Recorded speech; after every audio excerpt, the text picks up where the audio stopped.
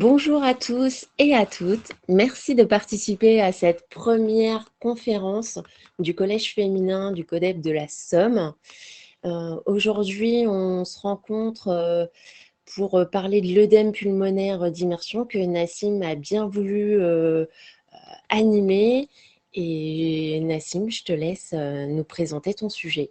Bonjour à tout le monde, moi je suis Nassim Amenou, je suis médecin anesthésiste réanimateur, mais aussi surtout je suis plongeur et moniteur fédéral 1 depuis 2 ans. Donc on m'a demandé initialement on m'a demandé de parler de ce sujet la première fois, c'était aux rencontres du Pas-de-Calais avec Jean-Pierre Barre qui m'a demandé de faire ce sujet, et puis donc j'ai un peu développé un peu le thème. Et donc, à la demande du Collège féminin des Hauts-de-France, je refais la présentation. J'espère que ça va répondre à vos attentes. Donc, l'œdème pulmonaire d'immersion, donc qu'est-ce que c'est? Donc, on a un plan général du topo. On va faire une définition, on va parler un peu de la fréquence du problème, de comment ça survient, donc quels sont les mécanismes, les symptômes qu'on peut voir ou qu'on peut ressentir. On va voir quel autre problème de plongée il ne faut pas le confondre, ce qui n'est pas évident, et quels sont les facteurs de risque et la prévention qui est la plus importante finalement, ainsi que la prise en charge. Et puis on finira comme d'habitude par une conclusion. La définition, l'œdème pulmonaire, c'est un phénomène donc finalement peu fréquent, mais souvent quand il arrive, il est récidivant. Donc une fois qu'on a fait un œdème pulmonaire d'immersion, on est plus à risque de le refaire, et qui se traduit concrètement par une gêne respiratoire aiguë. Aiguë, ça veut dire que c'est une gêne respiratoire qui n'existait pas avant la plongée et qui n'était pas connue du plongeur. Il se manifeste aussi par une toux et parfois par des crachats teintés de sang. L'évolution, souvent spontanément, est plus souvent favorable, sans qu'on fasse quoi que ce soit. Et par contre, dans de très rares cas, il y a eu des cas de décès qui ont été rapportés, mais dans la littérature. L'œdème pulmonaire peut survenir aussi bien en plongée scaphandre, mais aussi en apnée et en nage en surface. Donc ça m'avait étonné la première fois que j'ai vu ça. Je pensais que c'était spécifique à la plongée scaphandre, mais en fait pas du tout. Quand on refait la littérature, on voit qu'on peut avoir une œdème pulmonaire d'immersion en apnée ou en PMT.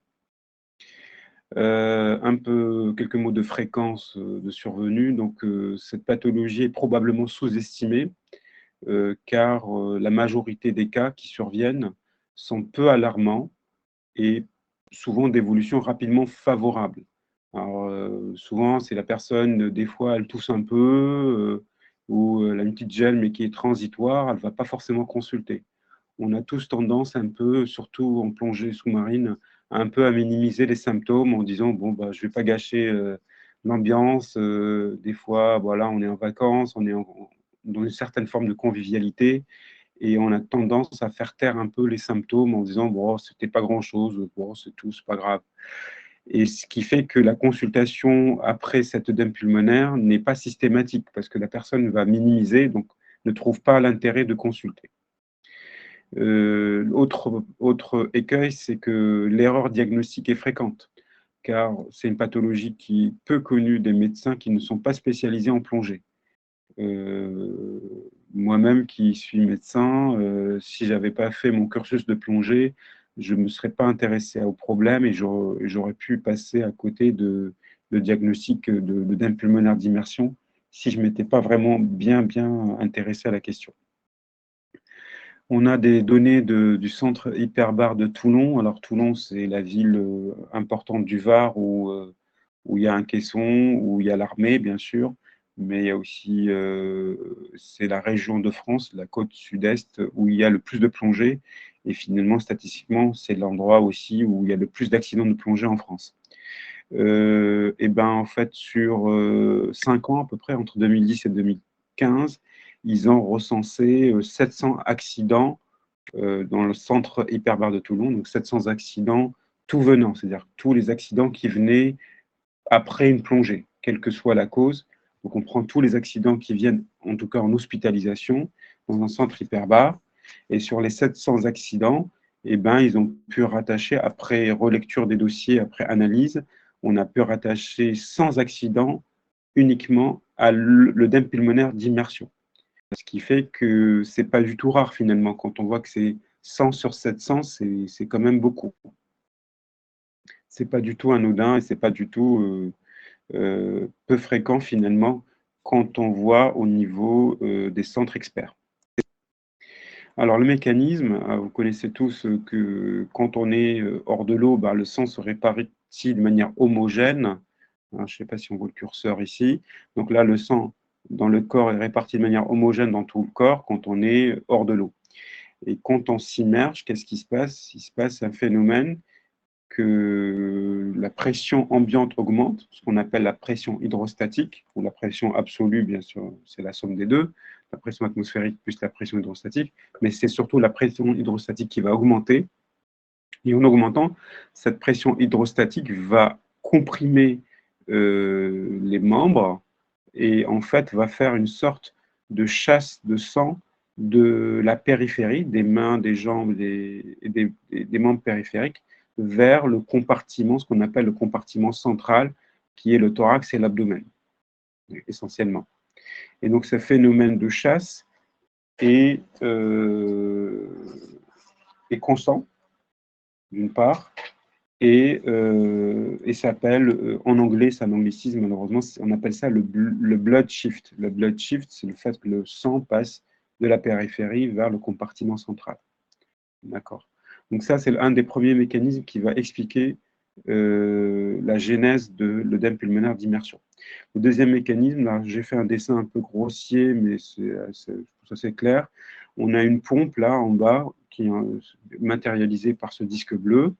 Et cette pompe, on va dire que c'est le cœur. Le cœur est une pompe. Et en fait, on a au-dessus de cette pompe un réservoir d'eau, on va dire. Et en fait, tant que la pompe tourne bien, le réservoir est suffisamment vidé par la pompe pour qu'il ne déborde pas. Pour peu que la pompe soit défaillante, ce qui se passe, par exemple, quand on fait un problème cardiaque, la pompe devient un peu défaillante, et ce qui fait que l'eau en amont de la pompe va déborder. Et donc, le parallèle avec le corps humain, c'est que la pompe, c'est le cœur, et le réservoir en amont, c'est le poumon.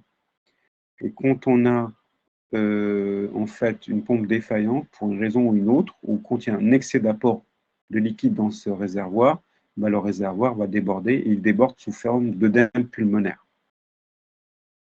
Voilà. Notamment quand on a le phénomène de blood shift, c'est-à-dire qu'on a un excès d'apport de sang dans le compartiment central, donc le réservoir se remplit trop vite et ça ne permet pas au cœur de débiter suffisamment pour éliminer cet excès d'apport de sang qui est rapide et donc ça peut se manifester par cet œdème pulmonaire. Autre élément, là, c'est un peu de l'anatomie. On voit qu'il y a le cœur ici, les vaisseaux et on voit les poumons. On voit que au niveau des poumons, donc ce qui est matérialisé par ce qu'on appelle cette bronche et des alvéoles, on voit que c'est très richement vascularisé. On voit que les vaisseaux forment un réseau de vaisseaux sanguins fins, voire des capillaires, ce qu'on appelle des capillaires pulmonaires, qui sont très fins et qui entourent complètement les alvéoles. Ce qui fait que la barrière entre le sang dans les vaisseaux et au niveau de l'alvéole, elle est très, très, très fine.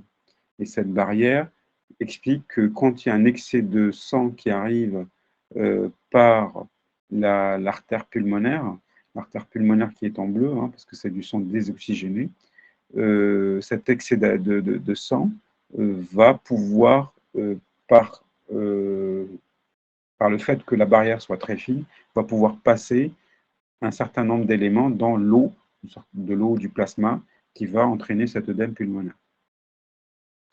Donc là, c'est un schéma pour reprendre un schéma plus classique. Donc on a vu tout à l'heure qu'il y avait les capillaires. Il y a un capillaire qui ramène du sang désoxygéné du corps humain. Et le rôle du poumon, c'est d'oxygéner justement le sang pour qu'il reparte vers le cœur, pour qu'il soit distribué. Et donc ce qui se passe dans l'œdème pulmonaire, on a dit d'une part une augmentation de ce qu'on appelle la précharge, c'est-à-dire un apport excessif de sang en amont. Et donc, ça, c'est favorisé par ce qu'on appelle le blood shift, mais aussi par la vasoconstriction liée au froid. Vous voyez, quand vous avez froid aux mains, vous avez vos mains qui deviennent toutes bleues et les vaisseaux se rétrécissent. Et ce rétrécissement des vaisseaux, on appelle ça la vasoconstriction qui va participer à majorer le phénomène de chasse de sang vers le compartiment central ou blood shift. Il y a aussi le fait parfois d'être hyper hydraté. Il y a des gens qui sont en hyperhydratation et donc ça va augmenter aussi le phénomène. Au niveau de la sortie du capillaire de l'autre côté, après le passage au niveau alvéolaire, on a aussi ce qu'on appelle une augmentation de la post-charge. C'est-à-dire que quand on a une vasoconstriction des vaisseaux, parce qu'on a froid aussi au niveau artériel cette fois-ci, ça va gêner finalement le passage du sang entre le capillaire et la sortie. Il peut y avoir aussi une dysfonction du cœur. Cette dysfonction du cœur peut aussi majorer ce phénomène et donner de l'œdème pulmonaire. Les œdèmes pulmonaires qu'on voit le plus souvent en médecine sont souvent liés à un dysfonctionnement du cœur. On a aussi le fait d'avoir une pression alvéolaire dans les alvéoles qui est trop abaissée. C'est ce qu'on appelle quand on fait des efforts inspiratoires importants. Par exemple, quand on descend à une profondeur importante et que le détendeur n'est pas assez bien réglé, n'est pas assez souple, on va faire un effort inspiratoire, donc on va faire une pression très négative pour pouvoir faire rentrer l'air dans les alvéoles. Et cette dépression qu'on va créer au niveau alvéolaire va favoriser, on voit la flèche en gros là, favoriser le passage du liquide du sang vers l'alvéole. Et ce liquide, quand il va aller dans les alvéoles, va créer l'œdème pulmonaire. On a aussi d'autres phénomènes comme le lung squeeze, mais je ne vais pas trop rentrer dans les détails, c'est un peu plus des explications que je réserve à des personnes plus aguerries, mais on va dire que globalement, on a plusieurs phénomènes qui sont intriqués. Il y a aussi le phénomène aussi de vasoconstriction capillaire qui existe et qui est favorisé par l'exercice. On sait quand on fait un exercice intense, par exemple palmer contre du courant, ben on va faire un effort inhabituel et ça va favoriser la vasoconstriction capillaire pulmonaire. Alors, donc là, c'est une diapo qui résume ce qu'on vient de dire à l'oral, c'est-à-dire qu'on a le phénomène de blood shift, c'est-à-dire le sang qui est chassé de la périphérie vers le compartiment central, d'accord, et qui représente à peu près, selon les individus, entre 250 à 700 millilitres de sang qui arrive assez rapidement. C'est-à-dire qu'il faut que le cœur et le poumon s'adaptent très vite. Et selon les personnes, il y a des personnes qui n'ont pas cette capacité d'adaptation aussi rapidement. Ça contribue à l'engorgement des artères et des capillaires. Le froid va majorer tout ça. On a vu pourquoi le froid majorait tout ça par la vasoconstriction liée au froid. Et l'effort inspiratoire, quand on a un effort inspiratoire important lors de l'effort physique, mais aussi lors de la profondeur ou un matériel qui n'est pas assez bien réglé, pas assez souple, ça va majorer ce phénomène.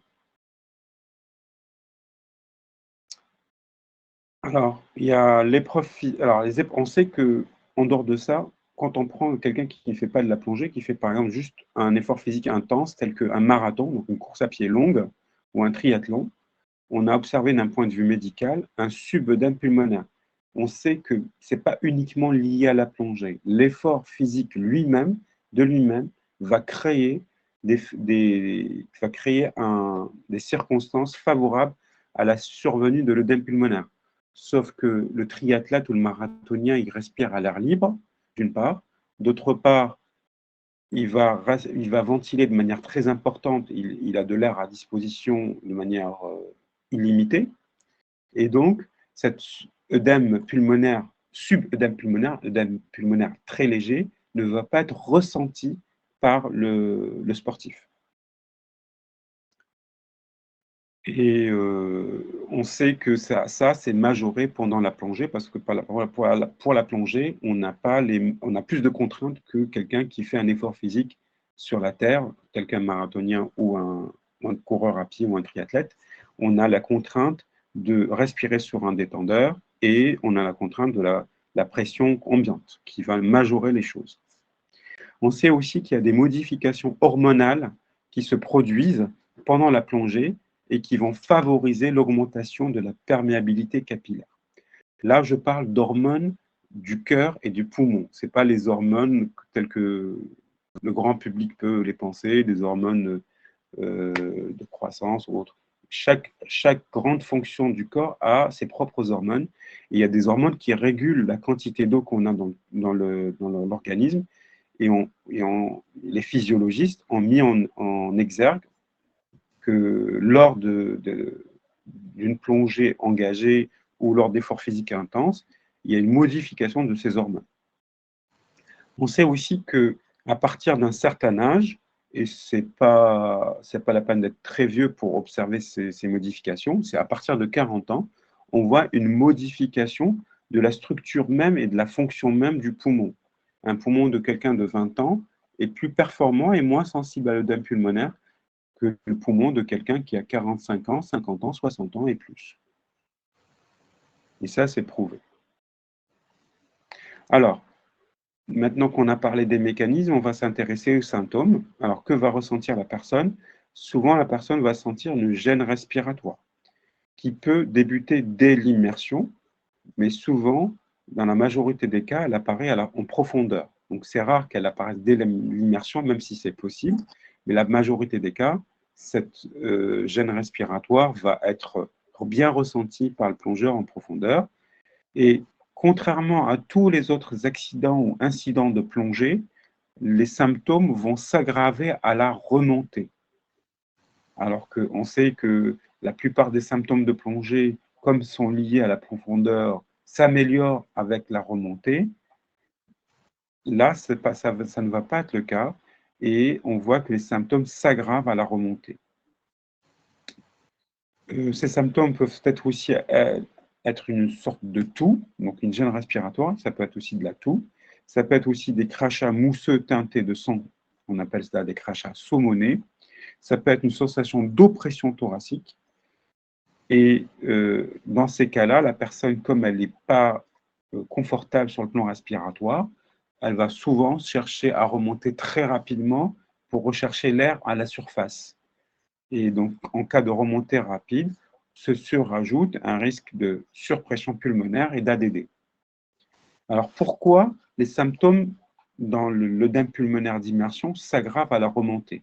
Ce n'est pas très intuitif, parce que nous, en plongée, on sait qu'à chaque fois qu'on a un problème, la solution, souvent, c'est la remontée.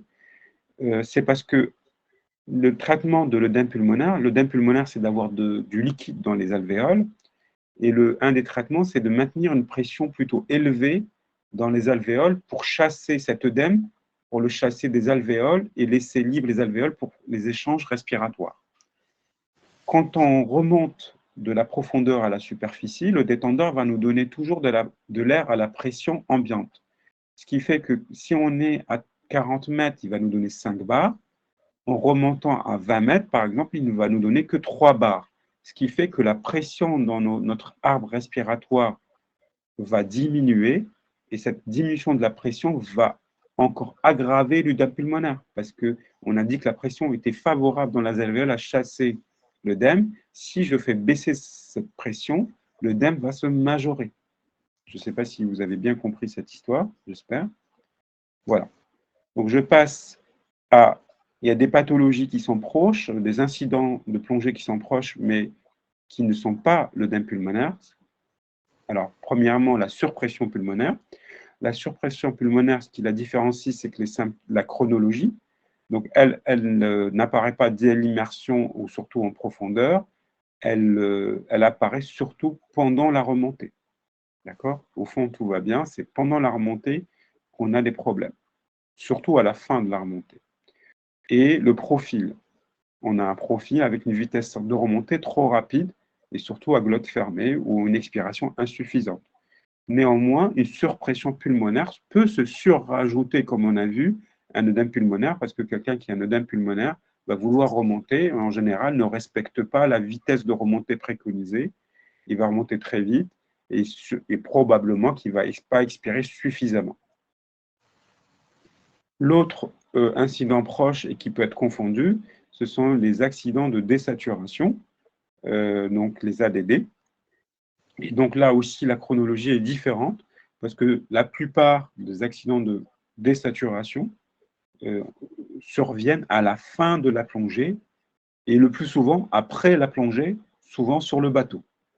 Donc, ce n'est pas vraiment dans l'eau, c'est vraiment à la fin, toute fin de la plongée, surtout sur le bateau. Et le profil est parfois différent, mais ça peut être proche. C'est souvent lié à une plongée saturante, sachant qu'un œdème pulmonaire d'immersion survient souvent dès le début de la plongée. Donc, on n'a pas vraiment eu le temps de saturer, quoique ça dépend aussi de la profondeur. Les facteurs de risque connus, donc c'est la température, une eau inférieure à 19 degrés, ce qui est très fréquent dans métropole, puisque l'eau dans la Manche ou dans l'Atlantique, elle est souvent de l'ordre de 14-13 degrés, y compris en été quand on fait de la plongée au-delà de 20 mètres, et même en Méditerranée, qui est censée être une mer, on va dire, pas très froide, mais en tout cas, la température, même en été, au-delà de 20 mètres, elle est souvent inférieure à 19 degrés, voire 16 degrés.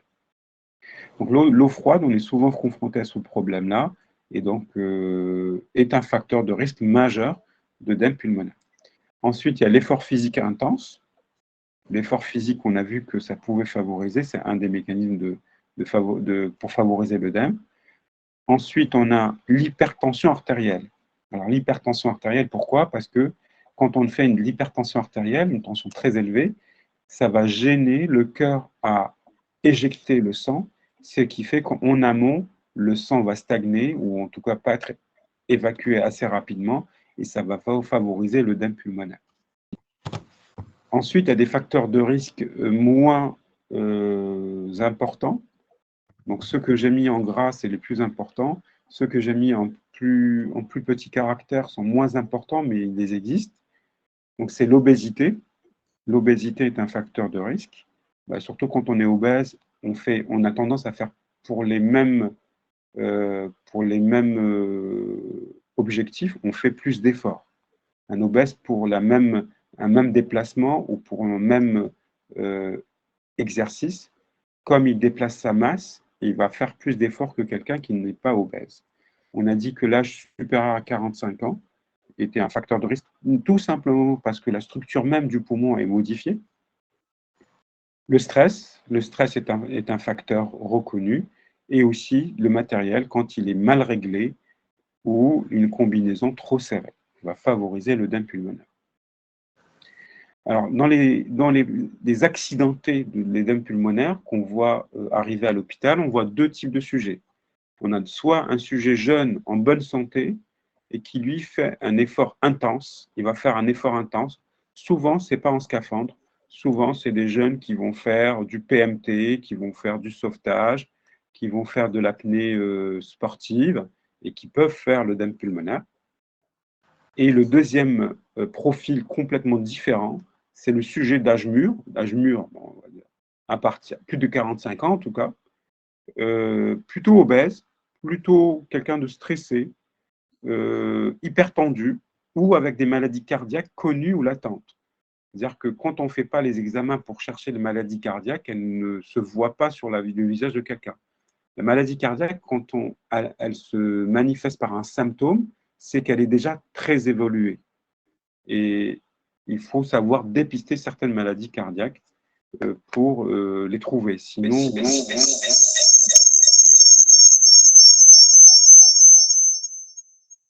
la prévention, ça passe par la protection du froid, la prévention du froid. Et là, je vous renvoie vers vos cours et vos connaissances sur la protection du froid, bien se protéger avant la plongée, pendant la plongée, après la plongée, avoir des combinaisons adaptées à la température de l'eau, savoir arrêter la plongée quand on ressent le froid, et puis bien s'alimenter avant, avoir un bonnet, un coupe-vent sur le bateau, c'est essentiel. Ensuite, on a les efforts physiques. On ne le dit pas assez, mais les efforts physiques, c'est source d'essoufflement, d'ADD, mais aussi d'œdème pulmonaire d'immersion. Et donc, effectivement, l'effort physique est un facteur de risque pendant la plongée. Ensuite, c'est l'hygiène de vie. L'hygiène de vie, c'est faire attention. Si on est en surpoids, faire un peu attention à son régime alimentaire, faire un peu d'exercice physique, ne pas fumer, avoir un bon suivi médical. Donc ça fait partie de l'hygiène de vie. Le suivi médical, je l'ai mis ensuite. Et enfin, pour le dernier point, c'est ne pas plonger en cas de stress.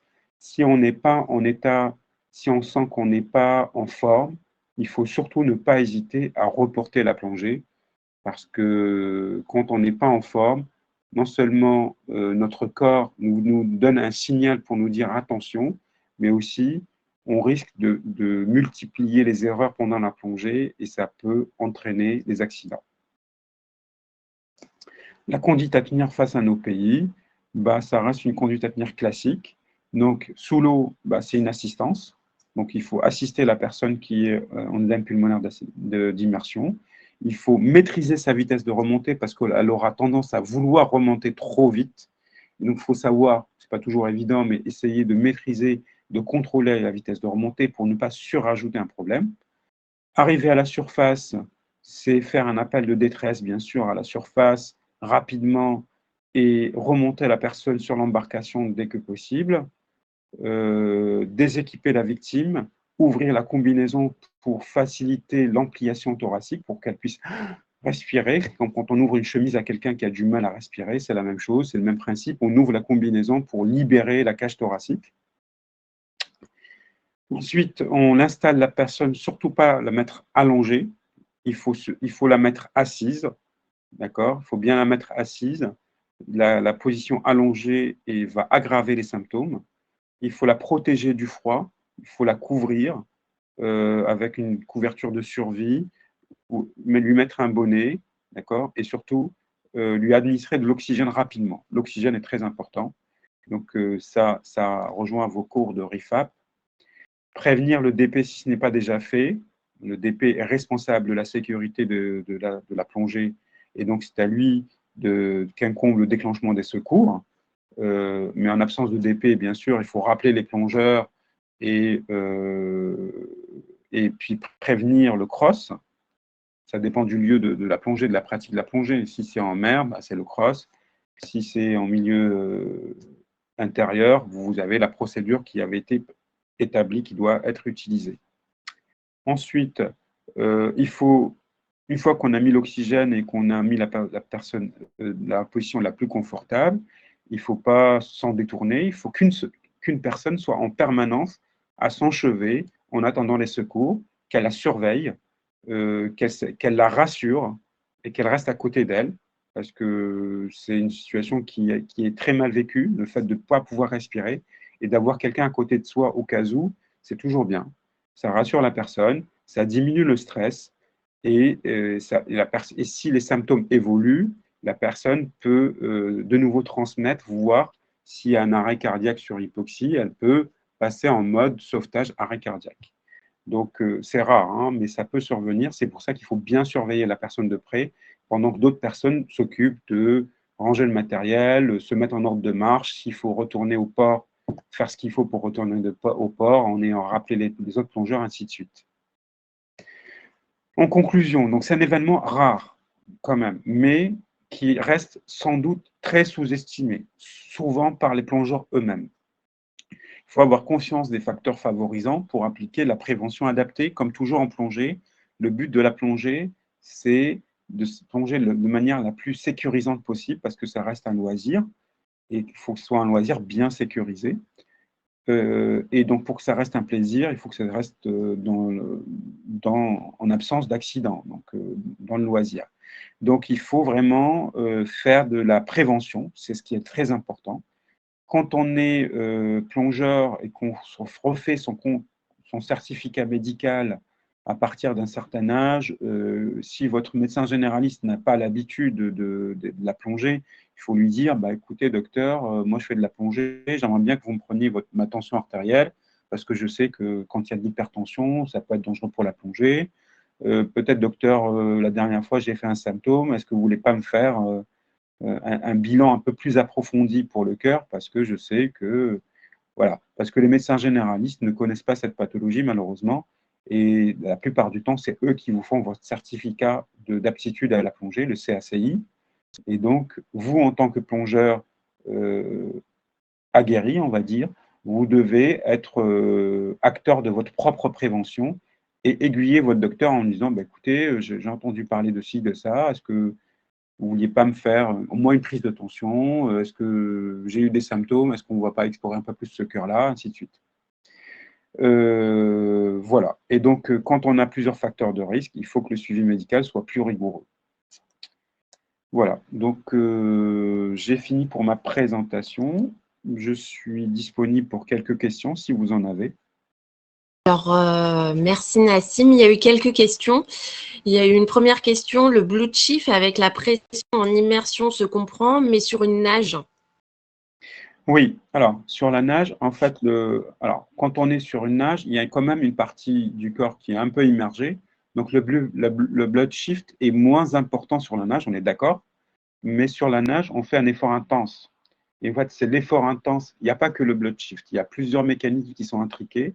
Et dans le phénomène nage, on a vu que c'était des sujets jeunes, souvent avec un cœur sain, et qui font un effort très intense. Et c'est l'intensité de l'effort qui va conditionner le froid de l'eau aussi, le froid de la température de l'eau, parce qu'on voit pas, on nage pas toujours dans une piscine très chauffée. Si on nage en milieu naturel, avec une combinaison qui n'est pas très protectrice, et qu'on veut faire une performance, par exemple, même si le phénomène de blood shift n'est pas majeur, il existe un peu, il est à minima, mais les autres paramètres suffisent en eux-mêmes pour déclencher le phénomène. Une autre question. Est-ce que la ménopause est un facteur aggravant? Alors, la ménopause en elle-même, non. Par contre, l'âge, oui. Alors, souvent, la ménopause survient à un âge où, enfin, en général, on ne fait pas une ménopause à 30 ans, mais plutôt à 40, à 50 ans. Donc, en elle-même, la ménopause, le phénomène hormonal, non. Mais l'âge, comme pour les hommes, en fait, ça va être pareil, en fait.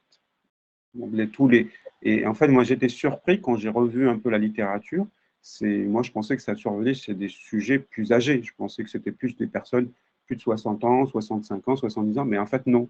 Les modifications peuvent apparaître déjà dès 40, 45 ans, ce qui est déjà mon cas. Et donc, il faut vraiment être vigilant. Quel type de traitement médicaux peut être favorisant à l'œdème pulmonaire d'immersion? Voilà. Les traitements médicaux, en général, qui favorisent l'œdème d'immersion, c'est ça? Ouais, Alors, qui pourrait être c'est favorisant.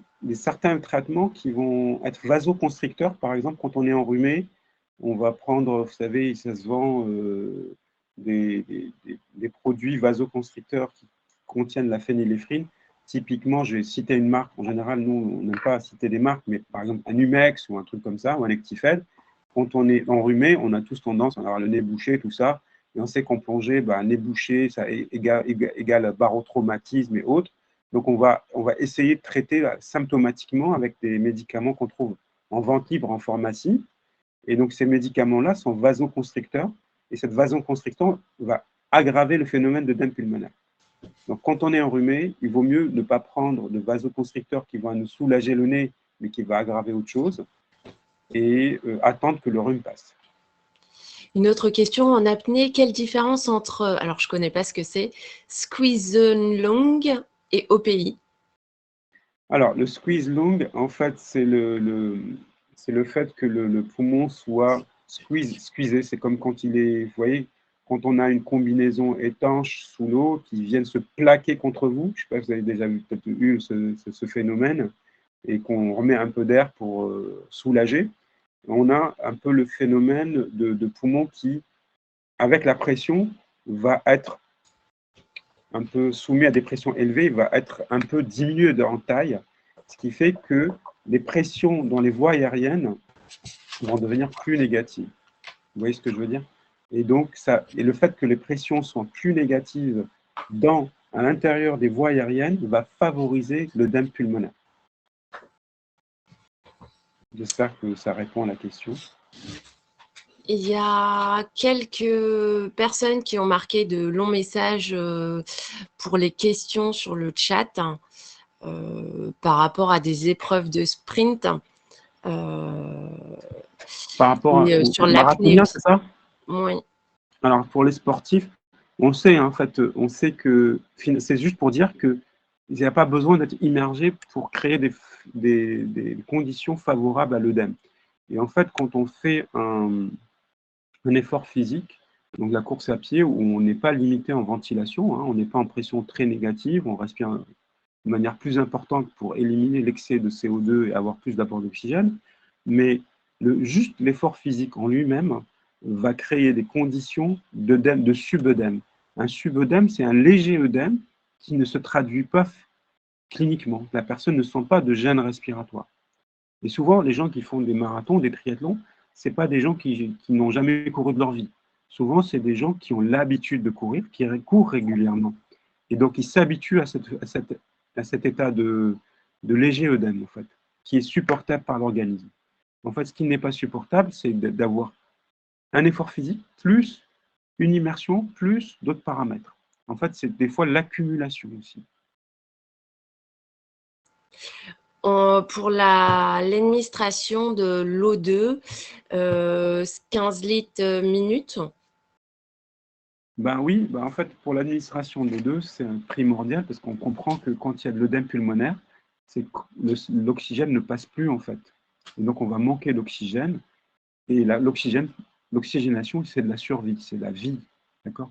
Donc c'est ce qui va permettre d'éviter par exemple un arrêt cardiaque. Et ce qui fait donc qu'il faut donner de l'oxygène, le débit le plus important possible qu'on puisse avoir, mais il faut savoir ne pas l'arrêter. Donc comme pour les autres accidents de plongée, il faut moduler le débit en fonction aussi de nos réserves. Si la personne se sent mieux, il ne faut pas l'arrêter, comme d'habitude. Mais si on sait qu'on n'aura pas assez d'oxygène pour arriver au port, il faut peut-être réduire un petit peu le débit pour arriver quand même sous oxygène quand même. C'est mieux. Plutôt que de tout balancer pendant 5 minutes et puis arriver en milieu de traversée, par exemple, si le cross ne vient pas vous chercher et que vous êtes obligé de revenir en bateau, si vous avez de la navigation, en pleine mer, ne peut avoir d'oxygène, ce n'est pas une situation souhaitable. Est-ce que de limiter sa profondeur limite également le risque d'œdème pulmonaire? Oui, oui. Alors, à partir d'un. Moi, je dis que quand on fait de la plongée, il faut aussi savoir être raisonnable. Je pense plus la profondeur est importante, plus l'effort physique et les contraintes physiques sur le poumon sont importants. Et puis aussi, plus l'effort qu'on va faire sur le détendeur risque d'être important. Un détendeur qui n'est pas très, très bien réglé ou qui n'est pas très souple, à une profondeur de 10-15 mètres, ce n'est pas si gênant que ça. À 40 mètres, ça devient problématique. Et donc, moi, je conseille, je conseille qu'à partir d'un certain âge, c'est de limiter le nombre de plongées, par jour parfois, dire voilà, je fais une plongée par jour et je limiter la profondeur, ne plus faire des 50 mètres, 55 mètres quand on sait qu'on a certains facteurs de risque. Et voilà. Mais après, c'est juste mon avis à moi. Pour moi, ça découle du bon sens. Et en quoi le stress peut aggraver ou augmenter l'œdème pulmonaire d'immersion? Alors, le stress, quand on fait du stress, c'est une sensation psychique, mais aussi c'est des phénomènes hormonaux qu'on ne voit pas. En fait, quand on est stressé, on va augmenter notre sécrétion interne de cortisol, d'adrénaline, et c'est des hormones qui ont un effet sur l'eau intérieure, qui va augmenter l'effort sur le cœur et qui va augmenter la vasoconstriction. Donc, quand on est stressé, ce n'est pas juste du stress qu'on sent psychiquement, mais c'est aussi, il y a un stress biologique qui s'accompagne et qui va aggraver les phénomènes qu'on a vus. Merci Nassim, j'espère n'avoir oublié aucune question qui ont été posées sur le chat. Si vous avez encore des questions, vous pouvez les poser directement à Nassim. Il nous reste quelques minutes. Oui, bonjour, Laurent Dubu. Je repose ma question parce qu'elle n'a pas été transcrite exactement comme je l'avais posée. En fait, la question sur le sprint tout à l'heure portait sur les épreuves de sprint en apnée, en piscine, donc qui cette année en compétition sont des 4 x 50 et des 8 x 50 mètres. Avant, ça se faisait avec un départ dans l'eau standard. Et depuis cette année, c'est un départ plongé du plot.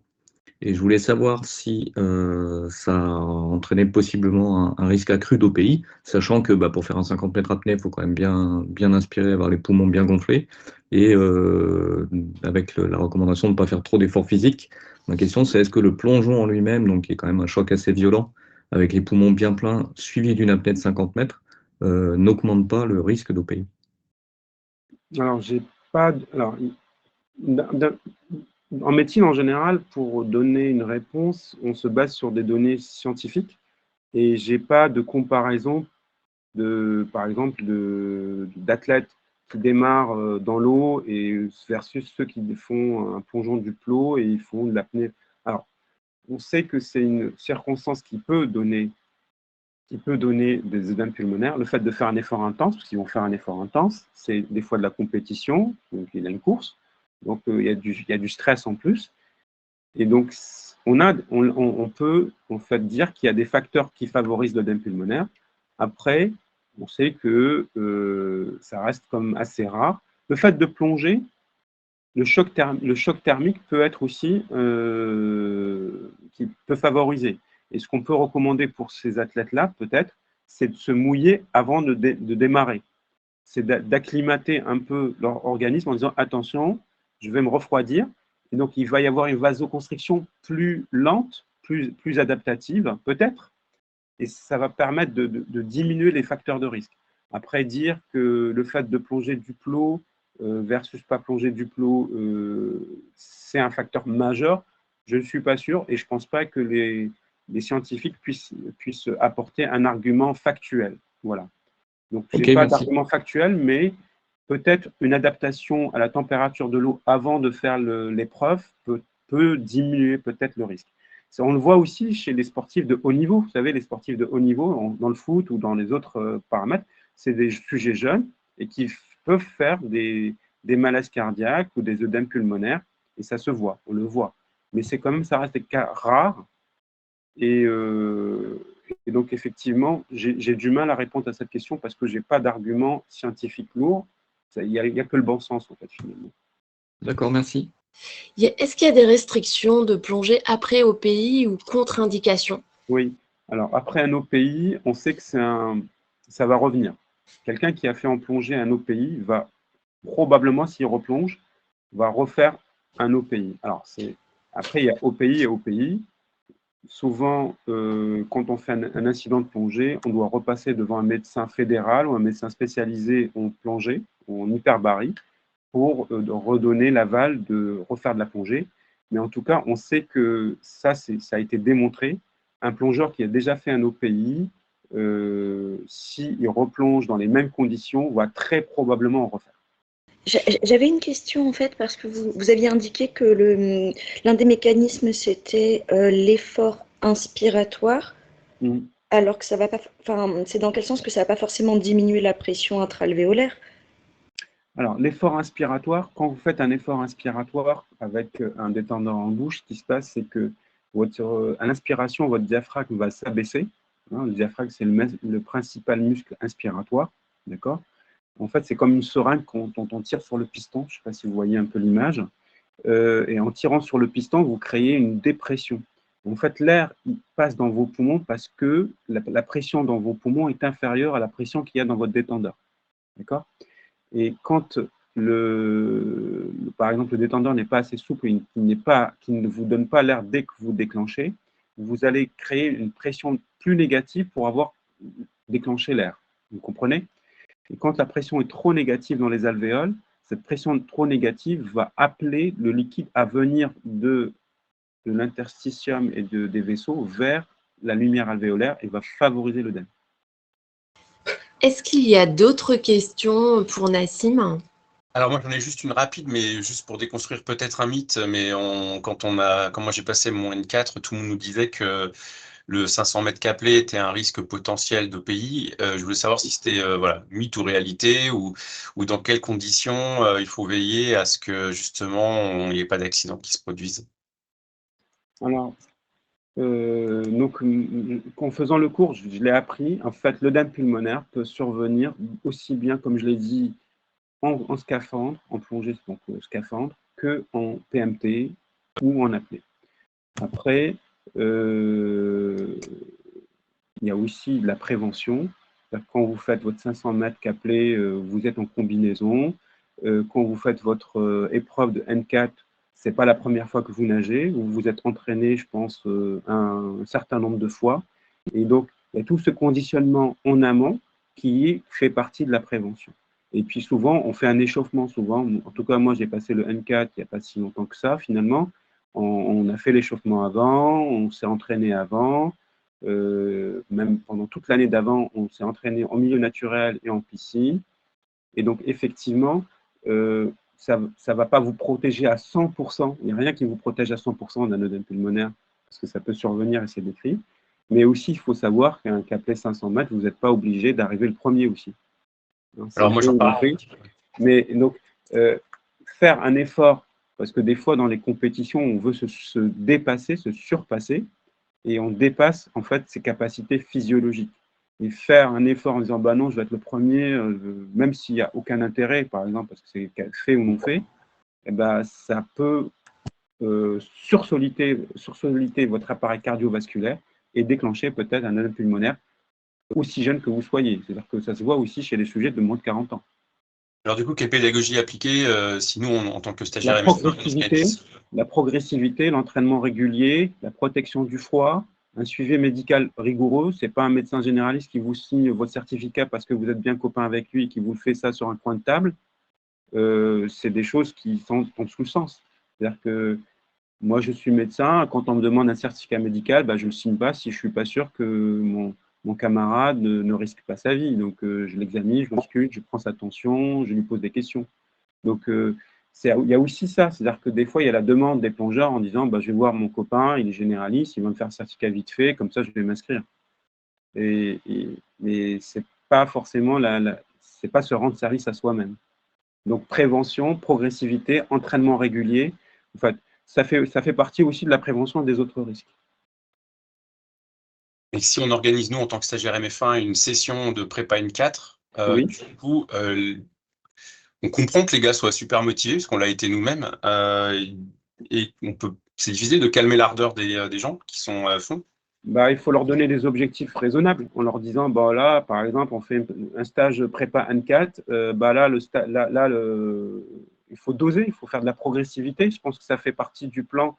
Moi en tant que moniteur, je ne dis pas à mon groupe que je prépare pour le N3 ou le N4, je dis, bah, tu vas me faire une remontée assistée nickel là tout de suite à 40 mètres, et puis demain on se repose. Et non, je vais faire une progressivité en disant bah, aujourd'hui, on va faire un 250 mètres ou un 100 mètres déjà d'échauffement, de prise de contrôle. Vérifiez que vos combinaisons soient bien adaptées à votre truc. Vous n'avez pas froid. S'il fait froid, mettez une cagoule ou un bonnet de bain, par exemple. Ça protège quand même. C'est d'être aussi rigoureux quand on commence un stage niveau 4, bah, revérifier les certificats médicaux. Des fois, ils ne sont plus à jour. Ça arrive, hein, dans un stage niveau 4, les gens qui font leur certificat au mois de janvier, s'ils arrivent au stage au mois d'avril, bah, il n'est plus valable. C'est d'être rigoureux d'un point de vue et puis leur dire si vous voyez qu'un niveau 4 qui a un surpoids ou qui siffle déjà juste en remontant la petite pente entre le quai et la station de gonflage, bah, tu dis bah, t'es sûr vous avez un devoir aussi de dire bah, écoutez, peut-être revoir le médecin. Moi, je ne suis pas d'accord pour que tu continues dans ces conditions-là. Moi, j'ai déjà vu malheureusement des moniteurs alors, qui sifflent, c'est-à-dire qui sont en asthme, quasiment en crise d'asthme, et qui veulent continuer de plonger. Donc, je lui dis, moi, je ne plonge pas avec toi, alors. Je ne suis pas d'accord. Mais vous, en tant que moniteur, vous pouvez dire, bah, écoute, moi, ton état m'inquiète, je préfère que tu arrêtes là, tu revois ton médecin et tu reviens me dire si tout va bien. Moi, en tant que moniteur, je ne peux pas me substituer au médecin de mes plongeurs encadrés, mais je peux faire de la progressivité. Et puis, quand je vois quelque chose de flagrant, bah, je mets l'eau là. Merci beaucoup. Merci vraiment Nassim, on va pas te retenir plus longtemps. On s'était donné 1 heure, l'objectif est atteint. Encore plus parce qu'on a été 65 pendant cette réunion. Mon objectif était de 40, donc vraiment un grand merci Nassim. C'était un réel plaisir et c'était très clair. Vraiment, les images étaient top. Donc vraiment, merci Nassim.